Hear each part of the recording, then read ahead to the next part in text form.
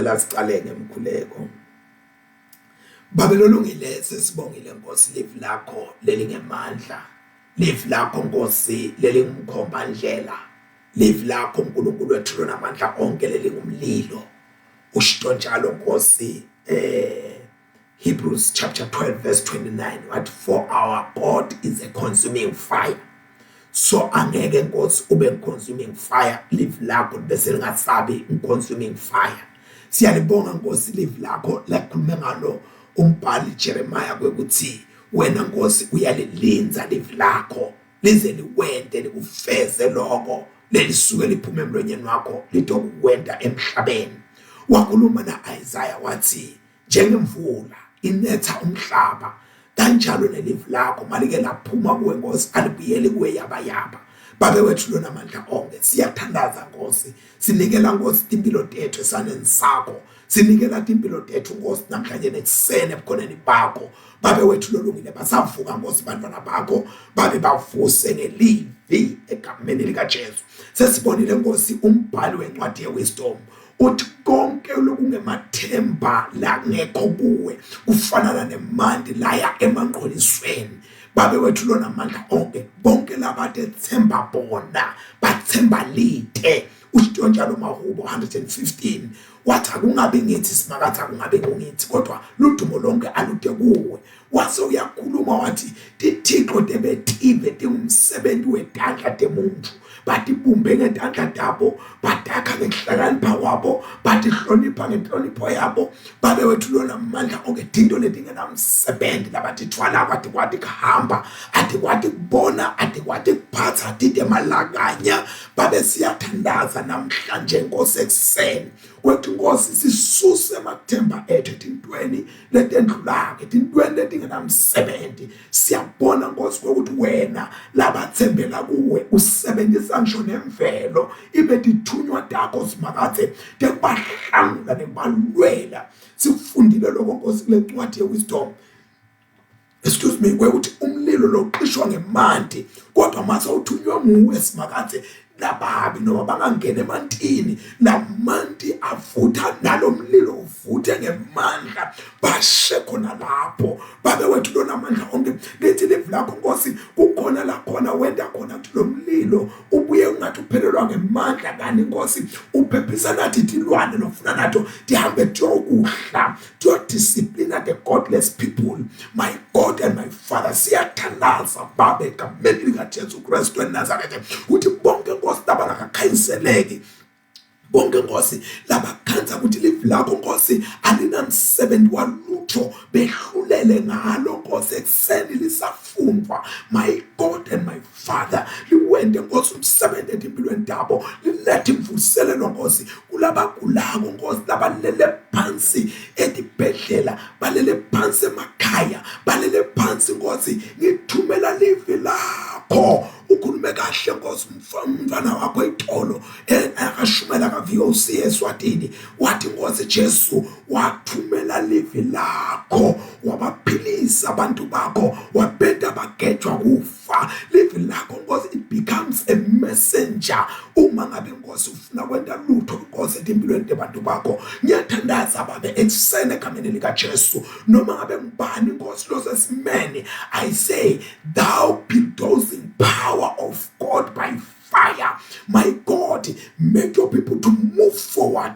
Abangemi ndzawonye. I pray, my God, that let the eagle of their destiny arise and fly and shine in the name of Jesus Christ of Nazareth. Ekseni uNkulunkulu wethu lonamandla onke abavuke bantwana bakho banemandla abavuke bantwana bakho banenjabulo abavuke bantwana bakho banentshisakelo. My God and my Father, I pray for every soul in the name of Jesus Christ of Nazareth. Tata Nkosi ludumo lwakho ekseni I pray in Jesus' mighty name, now and evermore. Amen. Bangwele, we are quickly going to look at the second scripture reading. Yes, the second scripture reading. Angikho ke namuhla nenkosikazi emalangeni nyalo ekseni. She is such a blessing, that lady bazalwane. She is such a blessing. Ulamalanga beka indzaba yoluthando, akhuluma ngeluthando, akhuluma nangetifungo lesitentako. Nami ngatikhanza ke ngisenkingeni ngetifungo tami, ngentetifungo inkumbi empilweni yami. Ngentasifungo salokya. So bazalwane, tifungo akusiyo info yekudlala yokuthi ungadlalela ngakhona nje ukuthi awu nami ngoba kwentiwa tifungo nami sengibona ukuthi akube khona isifungo lengisendako. So ke bazalwane, ngitikhanda nami ngisoni lesikhulu kakhulu phambi kwaNkulunkulu, wekuthi angenti njengoba uNkulunkulu angihlelele ukuthi angente engingumntwana wakhe. Ngiyatiqolisela ke kuNkulunkulu ukuthi Nkosi ngente ngethembeke. Uyabona, nawakha sifungo is a binding oath. Awusendi phambi kwemfundisi, awusendi phambi kwesikhulu, awusendi phambi kwenkosi thina singemaswati sinenkosi imswati, awusendi phambi kwapresident, kodwa uNkulunkulu usuke akhona according to Romans chapter 13, kwekuthi yonke imibuso bonke bohulumende bamiswa uNkulunkulu. Lokho ukuthi mangabe wenda lokho kuthiwa ugazetiwe unemandla ukuthi wena uhulumende njanjanyana, ubokwathi kwekuthi hey kuneliqala lelibi mntwana kaNkulunkulu lobhekene nalo ngalinye ilanga lakufuna ukuthi uyodilanda phambi kwaNkulunkulu ngakho konke lokwentile useselapha emhlabeni. So ke bazalwane, asidilungise lona loyo abothe lapho awe khona. Inkolo kulamalanga imatima ngoba bantu labakholiwe benetinto ngendlela lemangalisako ngoba sitha siyalwa, ikakhulukazi nale institution yemshado. Uyamangala lona ushadile sembene bulukhulu wamlahla phansi, so thethe nomunye naloyo futhi naye somlahlile. Angibasole ngesikhathi lesikiso bazalwane, isikhathi lesimatima kupita ukuthi sathi ukuthi uma ngabe sithatha le ndlela, indlela lenetinkinga, indlela lenema challenges, indlela lenetitsa, indlela lenema potholes, indlela lengasilula. Uyabona lena engihamba mina namuhla indlela cishe ngiyathi ukuthi cishe urban kanjani, but kukhona lena elezihamba ungathi naloko ukuthi noma ungathi urban intathathi yokulahla kulenye indzawo. Nami nje ngihamba ngikhande ukuthi hawu sekuneditho sefuna uhambe ngogravel sofuna uphinde ubuye lapho. Uyabona ukuthi lamhlabeni impilo ayisinjonjoba wena uyifunda encwadini. Impilo it calls for experience, funeka experience. So ke lapha ngisibuka kulo mfolo na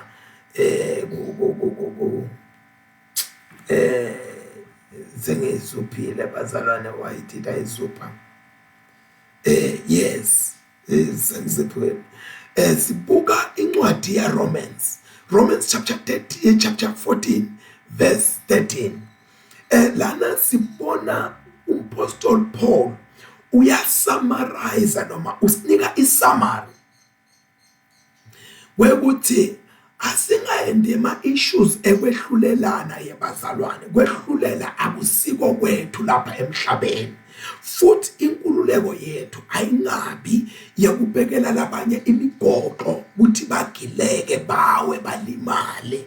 Inkululeko yethu ayibese kuthenini akusitakale labanye bantu njengoba nathi sisitakele kuKristu Jesu, nabo labo bantu abasitakale. Everybody akasitakale ngekukholwa kwakho. Ukukholwa kwakho noma lwati lwakho alungiside mine, ungethi ungikhondeme kwekuthi njengoba ungibona ngentalo kuyana sengithi inkunde esihoko seninjani ngoba wena kumbe unakhololo, ngoba wena kumbe unesiphambano. So ubona ukuthi hayi ke labalabete lokho njani. Cha bazalwane, uma ngabe ngingakhololwa kwami ukuthi ngiside anybody, uma ngabe ngikholwa ngingumzalwane ukuthi ngiside anybody. So our faith is to help empower everybody to get home. So ke asingabehluleli bazalwane bethu uyabona uma ngabe sithatha lokho sihambe nabo siye lapha yabo na intshumayelo leyashiyelwa nguJesu endabeni ungasisida ukuthi siqonde ukuthi usho ukuthini umpostoli Paul nakathi ungamehluleli umzalwane wakho lokho lakhuluma ngako lana usho ukuthi ungamehluleli umzalwane according to your earthly standard wekuthi wena into utibuka kanjani musa kumehlulela ngaleyo ndlela so ukwehlulela futhi uma ngabe uyakwehlulela umzalwane wakho lokho uya uku-apply empilweni yakho ubone ukuthi uma ngabe lokho kungakhulunywa kimi uma ngabe lokho kungabhekiswa kimi kungangiphatha njani before uhlulele umzalwane wakho qala lento uyitheste kuwe uyive ukuthi ikanjani lento lena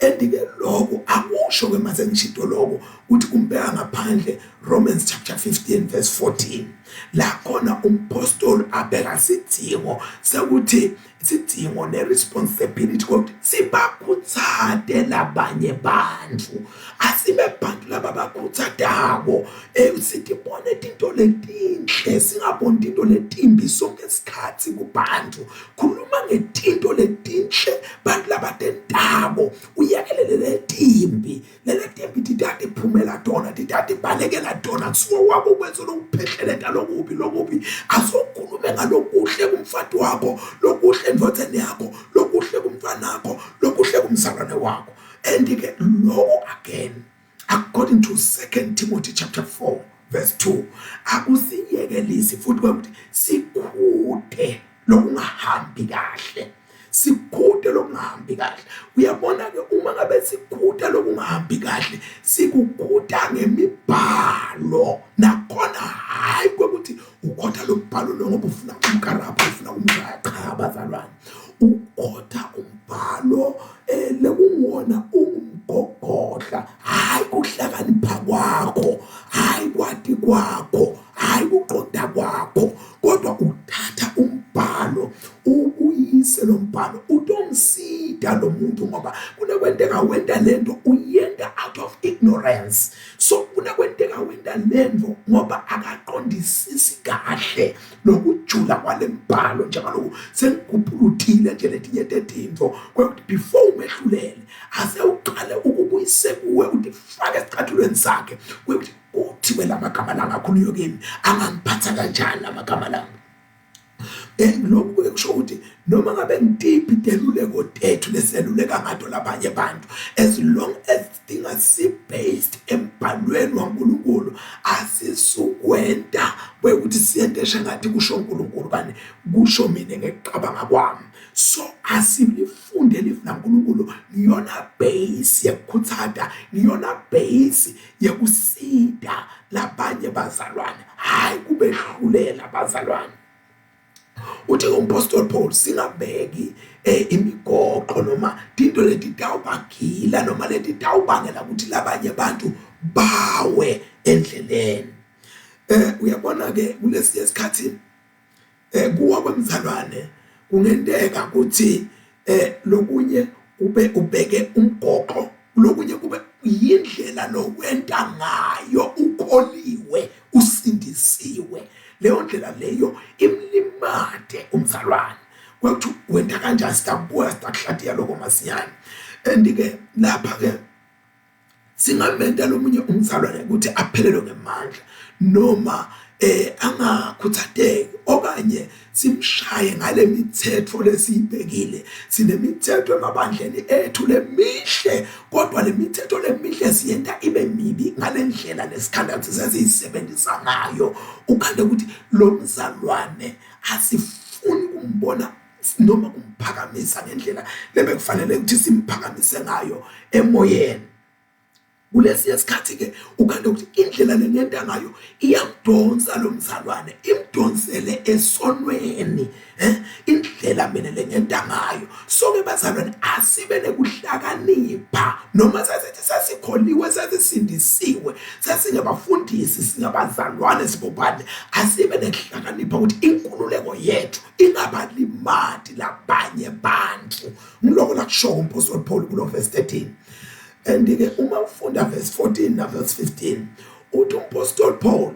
asingabawisi bazalwane bethu noma singababekeli tiwiso bazalwane bethu ngento lesithi ngabadako nathi awunalo iqiniso laleyo nto leyo. So ke ungamlimati ungambhubhisi lowo lamfela Kristu ngoba wena you are privileged, you are privileged wena ngoba unemsebenzi uyasebenza kunjani sothi nibababhadalela abantwana esikolweni nakuqala nje umnyaka abantwana babhadalela esikolweni ya indoda yakho bayibhekela extend ama-beacons amanokuthi ama-beacons ama-beacons ebona into leyo indoda yakho esenje nawuvuka uyadele kanjena umfati wakhe ekuseni uvuka nje imoto yakhe uyishaye igqwale ethange uyimikisa kuservice kubenjani. You are privileged. Mina ke nginathi privileged lenginte kwayona le bhasikeli lekhaya lenginte kwasani uthini kini musa kubheka imigoqo just because wena uNkulunkulu ubeke lapha ya so ufuna ungazi ukuthi thine lesingakatholi leyo privilege leyo ungathi sitone. So uNkulunkulu uyakukhutha ke lokho through umpostoli Paul. What I know and I'm convinced by the Lord Jesus that there is nothing unclean of itself. Niyati futhi ngiqinisekile ukuthi kude lokungqolile kona ngekwakho. Uyabona umpostoli Paul lapha uveta into lengqoka kakhulu kude lokungqolile kona ngekwakho. Lokho noma ngathiwa lokudla lokunjani kude futhi noma ngathiwa kunikela tithixweni leti thixo is just useless, it's just something empty, yinto lengena lutho. So sithixo yinto lengenamsebenzi. Ngike ngafundisa ngiyabona ukuthanda intambama ngikhuluma ngama-idols ukuthi yinto lengenamsebenzi. Bantwana baka-Israyeli after 800 years baphumile eGibhithe baya bathunjwa bafika eBhabhiloni bakhanda eBhabhiloni ukuthi ukhontwa tithixo. Ngakhuluma ngaleti thixo ngathi leti thixo taseBhabhiloni abazange ba-attractwa ngilesakhiwo salesithixo but ba-attractwa kwekuthi lesithixo lesisendani. Kwakunesithixo semali, kunesithixo sepleasure, kunesithixo se-self worship le eBhabhiloni. So kwabadonsa lokho basebona uNkulunkulu nakabakhulula baphuma lapho babuyele eveni labo baba nenkinga ke manje ukuthi babe nesithixo sokuthi bona they are better bakahle bona janjanyana baba nesithixo sokuthi badumise lithempeli nema-ceremonies akhona baba nesithixo sokuthi batikhanze benda tinto letinjeyana. So ke isithixo is just nothing. Yinto leyakhiwe nguwe wase uyayiqabangela so ifaka umqondo uthi ke mpostoli Paul noma ngathi wakunikelwe esithixweni ayikho leyo nto leyo. So ngeke bese hawu sekwemahlodi ayikho leyo nto leyo exist but at the same time angeke lo ujustify wena kulimata umzalwane ngalo lwati lwakho kwekuthi lento ayinamsebenzi ayikho leya inqondo yakho nje uqabanga kwakho. Yena uqabanga at that level. Uma ngabaqabanga at that level ikuyeke musa kwenta ukuthi amlimata ngoba yena likhona lidlodi kuye ulibonile limsida ulibonile limeluleka limtshelele lathi namntu uzothola umsebenzi namhla kwenteka lokho. So ke musa wena ubuya uthi hayi ayikho lento mina ngiyahla nje noma kuthiwa kuhlatshele emadlodi ngahla mina akungihluphi indawo. So ungakwenti lokho mawungumzalwane lwadi lwakho lubambe kuwe alusuphuma luyolimata labanye abantu. Uthi ke trouble lapha I know and am convinced. So uyalibuka ukuthi lento lena ikune contract ya contract there's a contract yashayisana somewhere. Ushayisana njani? Ushayisana ngoba labanye bantu ngalokuhlakanipha kwabo nekwati kwabo bayakwati ukuthuna ingqondo dalabanye bantu tigcine tikholwa bafake more effort umuntu agcine akholwa ngilento lengasilo liqiniso ayibambe akholwe ngiyo. By the time lo muntu akwati iqiniso ulimele katheni. So bazalwane asathi kunye ukuthi inkolo akusiko ngekuhlakanipha kwakho kodwa inkolo ingelibhayibheli. Uma ngabe sikhuluma sitshengise eBhayibhelini kuthini la ilithini libhayibheli. Kukhona lo mfundisi wakithi eSwatini bekasho nje athi lithini libhayibheli. Now you are no longer walking in love. Uyabona ngiyasithanda leso statement, anisahambi ngeluthando. Oh my God, uyabona lento yethu bazalwane yokuba sikhululeke ukuthi uyathi nyalo mina ngikhululekile kuKristu, sengihamba ngikhululekile kuKristu. Qaphela ukuthi le nkululeko yakho lokukhuluma ngayo luthando inalo yini? Inkululeko yakho noma ngabe usindiswe kangakanani uthi ukhululekile, uma ngabe indodana yomuntu nikhululane abantu abakhululekile impela, kodwa khona iluthando kuwe. Dipude, do I have love? Do I walk in love? Dipude lo muntu loyo usahamba lapha endleleni yaNkulunkulu, ngoba uNkulunkulu lakubhekile ukuthi uhambe ngeluthando kulona Kristu lekamfela washiya emazulu, athi lo mnye umhlabeleli ensulu yemfihlakalo, ensulu yezimangaliso, wasikwa imfesane, wabona luntu lonke liwele esonweni, washiya emazulu wethu emhlabeni. Wetha Jesu ngisoni, wetha Jesu nunka, wetha Jesu ngisilahlwa, watonyula. Wena-ke wathatha apha emagunya ukuthi uthi ukhululekile, kodwa lokukhululeka kwakho kube kulimathela abanye bazalwane. So-ke kuqaphele lokho, ngoba you are going to be judged. Ukholiwe, ulikholwa leli maqhenqenqenqe, unqenqezela ngokukholwa kwakho, kodwa ulahlwe. Yini isizathu salokho? So ukuthi wena you did not walk in love, in your liberty, in your personal liberty with Christ.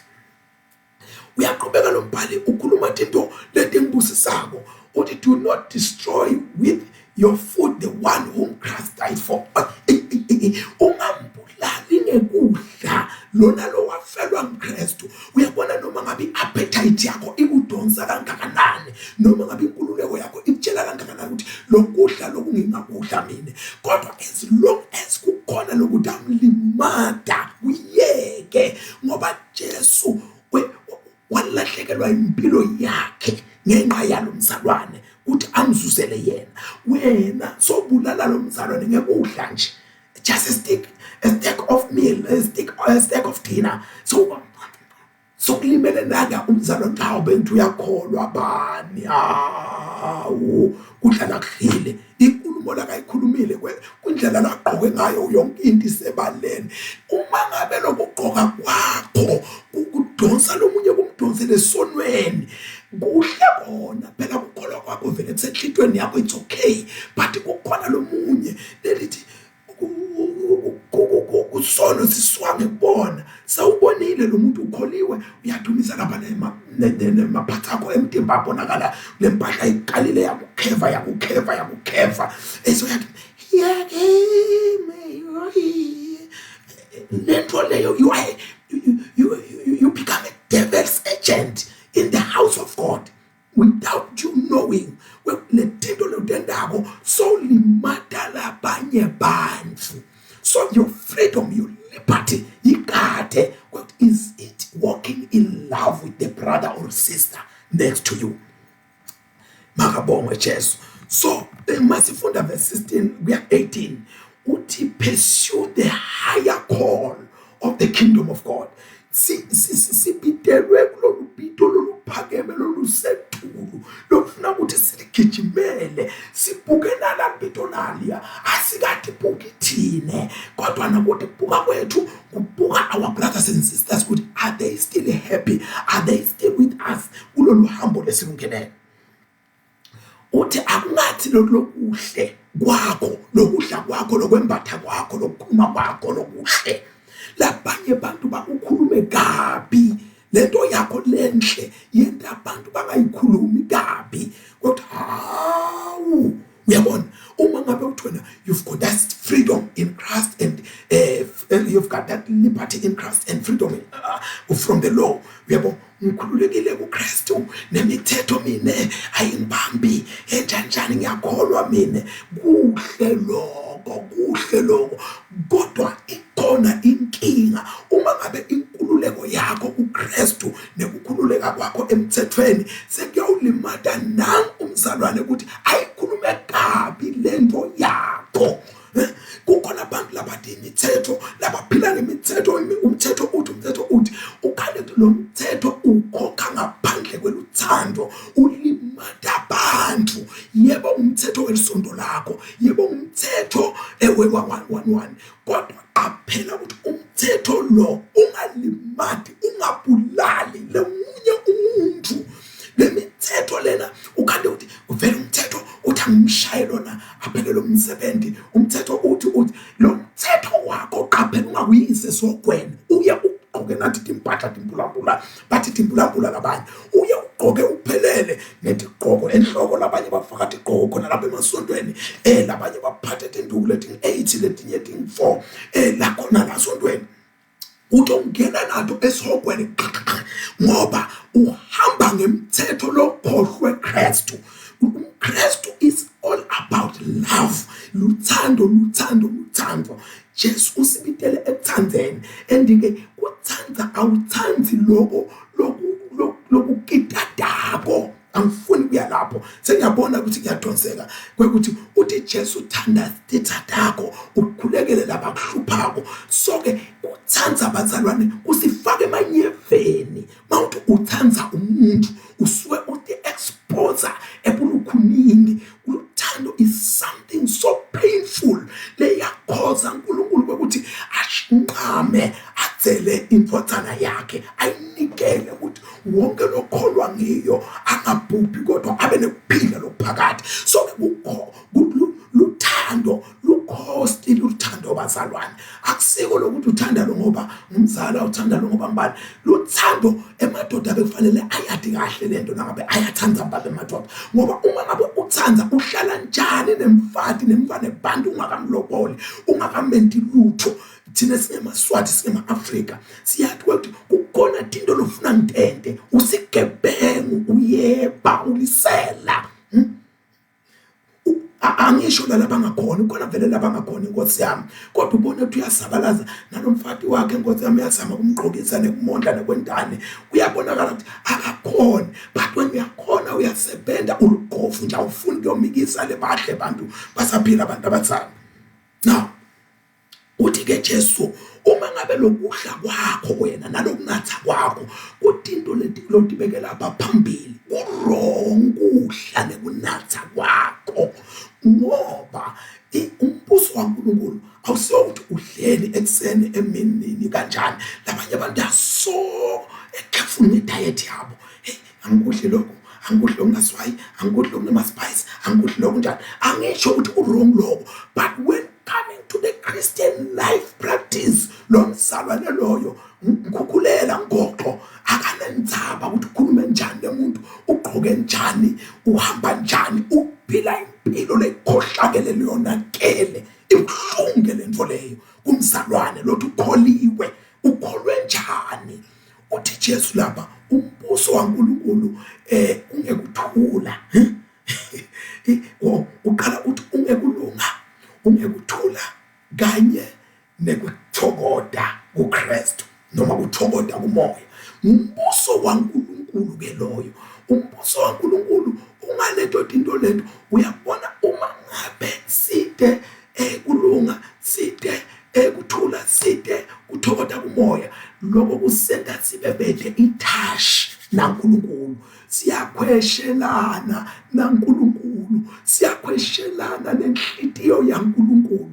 Balake ukuthi uthi ukholiwe, kodwa na wena awunendzaba ukuthi udla njani, awunendzaba ukuthi uphatha njani, awunendzaba abazalwane bakho ukuthi banjani. Uthi wena nje ukukholwa kwakho wena ubheke ezulwini, ubheke esogweni, uye esogweni uyokufa, ngoba abazalwane uyababulala ngendlela owenta ngayo. Bazalwane balimele, ema-families alimele ngenxa yakho. You better mend up your life, uyilungise ifaneleke kuKristu. Acceptable to God and approved by men. Uyabona lento lena ke iyona into imqoka kakhulu, kwekuthi ukukhonza uNkulunkulu kufanele ukuthi simkhonze ngenhlitiyo leyigcwele kulunga, leyigcwele kuthula, leyigcwele kuthokoda. Leyo nkonzo leyo yemukelekile kuNkulunkulu, iyemukeleke ebusweni baNkulunkulu. uNkulunkulu makakubuka, akubuka leso sibuko leso, and then nebantu nabakubuka bayaku-approve ukuthi uyakholwa bani, uyabona indaba yokukholwa ukukholwa kuyabonakala ebazalwane. Jesu uke wathi kuletha indoda levela luhlangothi ikuvula lapha edolo kuthi wabona ukukholwa kwalamadoda lebakalethe lemvotsa wathi ukukholwa kwenu madoda. Wakhuluma ngekukholwa, wakubona ukukholwa, wasothi kulololethiwe sono sakho sithethelene. So ke asisebenzise inkululeko yethu ekutheni sakhela abanye bantu. If you've got this liberty, let your liberty be that of building other Christian, other communities, other fellow men emhlabeni. Akungabi inkululeko yakho yekuthiya labanye bantu yokuthi bona ungumagiyogiyo ingelosi lenkulu yasemhlabeni yasemazulwini isemhlabeni. Uthi ke ungambhubhisi ngekudla lo mzalwane wakho. Uyabona ke kudla nekunatha ukeka kuyinto lelula lo, kodwa uma ngabe lokudla kwakho nalokunatha kwakho sekumlimada lo munye umzalwane, noma lo mkhutshana wakho lo wendako sekumlimada lo munye umzalwane, noma ngabe lento la kuwe ikunike inkululeko, noma ngabe lento la kuwe ayinankinga nzawo, kodwa ngoba sekugila nangu umzalwane, sekuphoxa nangu umzalwane, so kumele lo mzalwane abe buthakatha kuyeke musa about hayi mina ngiright mina ngivela mina nje vele phela mina ngistraight mina yewena yekela lemvo. As long as it is a stumbling block ekholweni kwalo muntu, labantu lasebalimele ekholweni, labantu lasebawile, labantu bebavuthe emoyeni namhlanje seba intuthu ngenxa yakho. Bona ukuthi wena unenkinga, noma ngabe umfundisi lomkhulu kangakanani, uhola ibandla utive uthi usemandleni yathi kodwa you've got a problem. You've got a problem mfundisi lomkhulu, you've got a problem mfundisi omncane, you've got a problem likholwa lelikhuluma liqhumana nemazulu. You have a problem. Angikupheki ukuthi uyaqhumana nemazulu, uNkulunkulu uyakusebenzisa uthi for my name's sake. Nabathi inkosi sakhiphe amademon send imisebenzi wakhe athi Jesu for my name's sake, ngenxa yegama lami ngakwenta kodwa wena ngizalenze ngwadi. Musa ke kufuna ukuphikwa uNkulunkulu ngenxa yekwenta into letijeyana.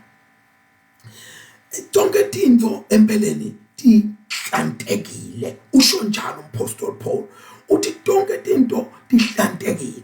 Uyabona ke nakathi tonke tinto tihlantekile. uMaphostoli Paul usho ukuthi kude kudla lokungqolile ngaloko kufana nabo lo kuhlantekile konke kufanele ukuthi kube bhede lokuyakwenda umzalwane agileke alimale ngenxa yokuthi wena wathi uthi konke kuhlantekile. So uthi not to anything by which your brother stumbled, or if offended, or if not if not to anything later when your brother abe stumbled noma abe offended noma abe buthakathaka ekukholweni. Lokho kungitshela ukuthi ukukholwa kwakho akusiko kwakho, ukholwelwa nalabanye bantu. Ukukholwa kwakho kufuna kuyiside i-community, kuside umango lokuphila kuwo. Ukukholwa kwakho akube kukhanya, ukukholwa kwakho akube ngisawodwe kuvangela. Uyabona lapha kubekwa i-example yemaJuda. EmaJuda abantu bebaba offended nababona udla ingulube, bakubona udla lokya, bakubona ungakasoki. They were so offended. But ngifuna ukuthi mina uma ngabe wena bongathi ukuthi lo lokudlako kuyamlimada lo, noma lokugqoka kwakho kuyamlimada lo, noma lokukhuluma kwakho kuyamlimada lo, ude inkinga because your heart is pure. Kude lokwenda ngoba bofuna kulimada lo umuntu. Kodwa ikhona inkinga uma ngabe umzalwane wakho sekavedile ukuthi maye uyangilimada ngalentuthu, uyangilimada ngalokunatha, uyangilimada ngalokwenda kwakho, uyangilimada ngalogqoka kwakho, bese uyayeka. diyeke lento tinto letilimata umzalwane wakho, ugijimelele lezi ndawo makha timphakamise ekukholweni, ujabuliswe ukuthi bazalwane bakho ngenxa yobukhona bakho ku-community. Uyabona la kuthiwa kuhlangene emhlanganweni wemanti ku-community, but hawu lokhu kungekho Doreen namuhla, noma lokhu kungekho Power namuhla, hawu asathi umhlangano utoba njani. Bani na ukhona wena, ulethe uvana, ulethe uqhumana, ulethe kwakheka kwebantu kuNkulunkulu. Sengiyangasemaphethelweni, and Paul lapha uletha umgomo wekukholwa uphetha ngawo, wekuthi uma ngabe sikhuluma ngekukholwa kulomgomo wekukholwa kubhekekene, uba nembuto ukuthi do you have faith? Unako ukukholwa na? Impendulo ke ithi uma ngabe unako, kuqinile futhi ku-strong ukukholwa kwakho, uthi vela ukhululekile kwekuthi ungenda noma ngabe yini, akabongwe uNkulunkulu mzalwane wami. Unako ukuqinile, ungenda noma ngabe yini, akabongwe uNkulunkulu. Kuhle lokho, kuhle, kuhle lokho.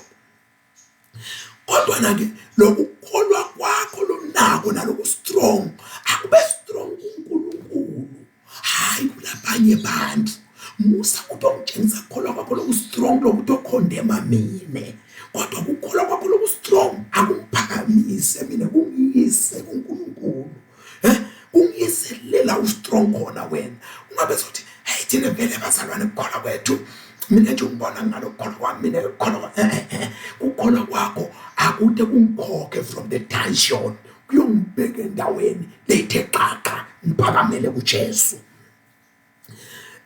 Uthi ke happy is he who does not condemn himself in what he approves. Yabona ke le statement lezi simatima kakhulu kangangoba cishe akusiwo onke amaKristu lekati le njabulo leyo, akusiwo onke amaKristu lekayatiko leyo njabulo leyo.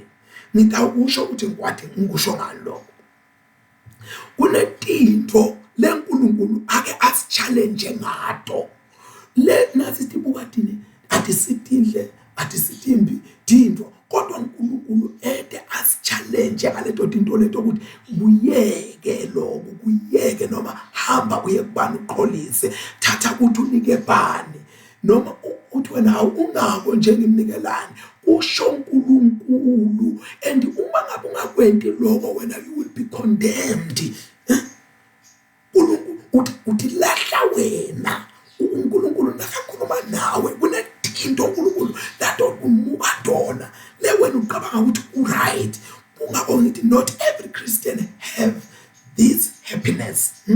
Akusibo bonke laba nabo noma laba kwatiko lokujabula lokho, ngoba uNkulunkulu makakhuluma thatha lokho uye lapha uba nalokuphikisa, hawo uNkulunkulu ngimnikelani lona, fanele ukuthatha emanti owathelelwandle ngiyamosha. Cha, awumoshi makusho uNkulunkulu, wenda live lakhe uNkulunkulu njengoba uNkulunkulu akhulumile. uNkulunkulu makakhuluma noma ngabe ngiluphi luthaba luthathe serious ukuthi sokhulumile uNkulunkulu and ngitakwenda lokho lathi uNkulunkulu angikwende. Ngamunye ke bazalwane kufuna ukuthi atibute umbuto kwekuthi uNkulunkulu ingabe kude yini lokuvimba budlelwane bami nawe lapha ekuhambeni kwami. Uthi check nje yeNkulunkulu kude yini nasekhaya, nawe indoda mngami, kude yini lokulimatakho, nalona abesinsiye nenhlonipho, noma ngimake babe kude yini la kulimata khona, nababe besinsiye ngenhlonipho nemfana kanjalo netisebenzi kanjalo, so that you will maximum your effort ukuthi kuphakame ufake umfutho lonemandla. Kodwa uma ngabe ungadi uyajabula lo noma akajabuli, ukwenda ukuthi wente letinto utentele ukuthi jabulisa wena ungajabulisi yena. Now so ke nekwenta njalo ke bazalwane akufanele ukuthi sithi khande la khona sisezingeni lekuxabana naNkulunkulu. Lokhu ke kubita khona bazalwane. Uma ngabe utobhuta uNkulunkulu kwathi kodwa neNkulunkulu lokhu kwenta kwekuthi kukhweshise kimi. uNkulunkulu kude yini lo ngajabuli ngako lofuna ukuthi kunyomulwe kukhweshiswe kimi. Ubita ukukholwa ngoba uNkulunkulu angakutshela ukuthi thengisa lendlu njenga Pope lo khona nyalo weMaroma kuthiwa wathengisa indlu yakhe ngesikhathi ngiyabona se-COVID wakhela abantu wabanjanjanyana into leti kanjalo. uNkulunkulu angakutshela ukuthi thatha inkomo leti 3 uhambe uyonikela ngato lapha kuleya charity. uNkulunkulu angakutshela ukuthi uyathi lo msebenzi lokuwo uyeke uhambe uyolima ingadi loku professional accountant. So it calls ukuthi uyofuda inzando yaNkulunkulu kodwa kumqokwa ukuthi uyibude kwazo khona utoba nebuhlelwane lobukahle lobuya ngokutiya na Jesu. So ke lokhu kwenta ukuthi ungafuni kwenta into leti approve nguwe kanti kuNkulunkulu uthi condemnekile. uNkulunkulu akadithandi. Funa ke ngaso sonke isikhathi ukuthi Nkosi yini lo funa ukuthi ngiyente mbude buda intando yakho. Whatever is not from faith is sin. Noma yini lokwenda ude kukholwa wenda nje just because you want pleasure, it is sin. Everything that you do konke lokwentako kwenta ngeke ukholwa noma kubingelela umuntu umbingelele ngeke ukholwa noma kumnathise manje mnathise ngeke ukholwa noma kumsusa lokuthi tene ekususe ngeke ukholwa wakwenta lokho ngoba ufuna ukutshengisa ukuthi hawusoze ubonwa ngimi nje abakaboni ngani abalohleli nabo la. So ke ukholwa usishiya without any gray area ekuphileni kwethu. Tonke into ekukholweni tisebhaleni timhlophe titebha lokumnyama lokubovu nqa kude ukuthi awu kunjani ku-gray kude kunjalo nje.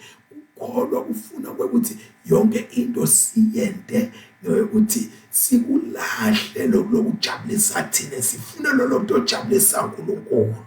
Ngaso sonke isikhathi lenkwendako uma ngabe ngide kukholwa ngako kuyeke noma ngabe seluleko nawude kukholwa beseluleko sakho ukuthi ngiyomeluleka ngekukholwa ngoba livi linkuthathile musayeka tinto tonke tente ngekukholwa noma tente ngekwemibhalo yaNkulunkulu ukuthi thideni uNkulunkulu evini lakhe. Let us pray.